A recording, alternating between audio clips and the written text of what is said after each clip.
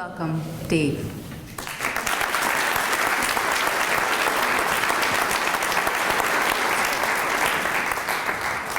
Excuse me.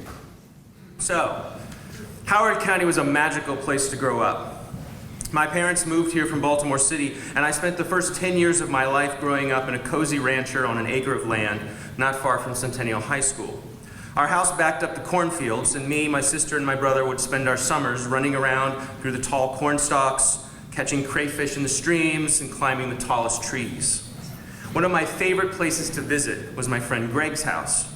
Greg was a buddy of mine at Centennial Lane Elementary School, and his house bordered Senator Clark's farm on Centennial Lane. The Clark farm seemed unimaginably huge when I was 10. It simply went on forever, and there was a place called Mashed Potato Valley. There were fields, pastures, tractors, sheep, and cows. There was an old white barn next to the farmhouse with a hayloft and a rope swing. Parts of the farm were mysterious and dangerous, too.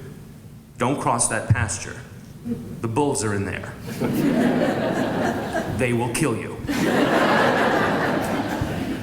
We crossed paths with Senator Clark from time to time, and my recollection is that he seemed to have an attitude of resigned tolerance for us. He could be gruff, but he never really shooed us away either. On September 13th, 1980, I was 11 years old, and my mother dropped me off at Greg's house to play. Greg's parents were a little bit younger than mine, and the environment was a little looser, a little more easygoing. They were more 60s than 50s. There were fewer rules.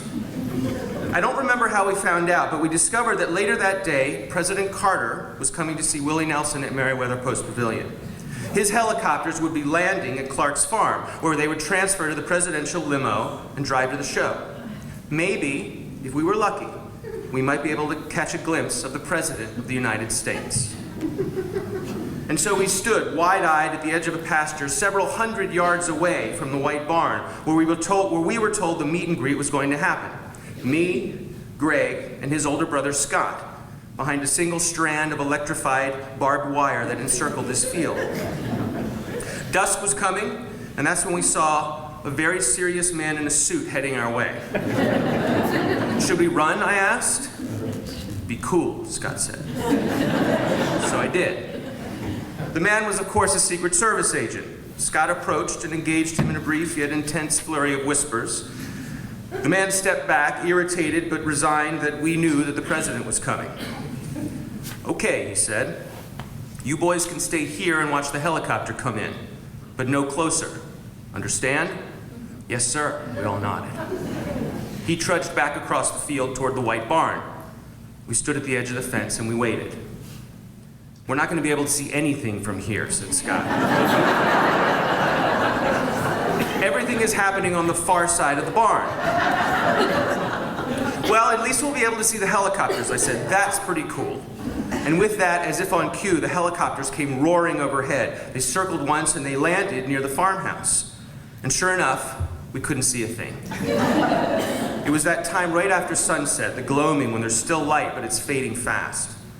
Well, I said, at least we got to see the helicopter, at which point Scott took off running towards the pasture, towards the white barn. I looked at Greg. Greg looked at me. Greg looked at Scott. Greg looked at me. Greg took off, running across the pasture towards the white barn. Oh crap, oh crap, oh crap, oh crap, oh crap.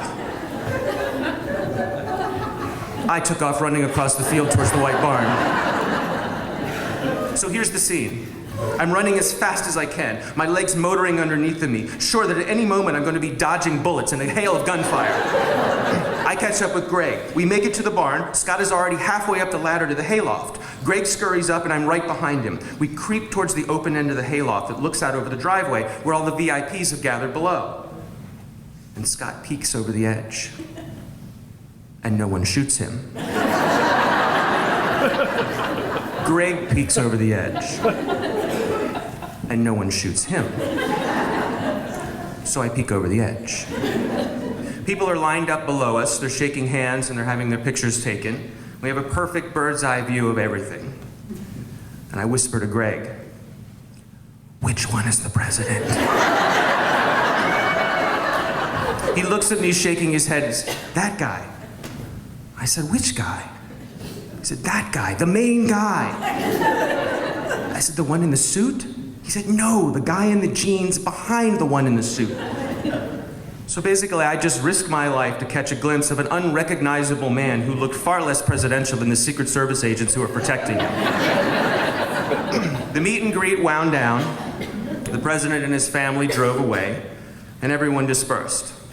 We sank into the hay bales, waited for the coast to clear, and then we snuck back out of the barn and hightailed it back to Greg's house, our hearts beating a mile a minute. I'm still not sure how we got away with it. It was a different time, and as I look back, I can imagine that same Secret Service agent watching us run across the pasture toward the barn through a high-powered rifle scope, saying to himself, "Oh, you have got to be kidding." Howard County was a magical place to grow up. Thank you.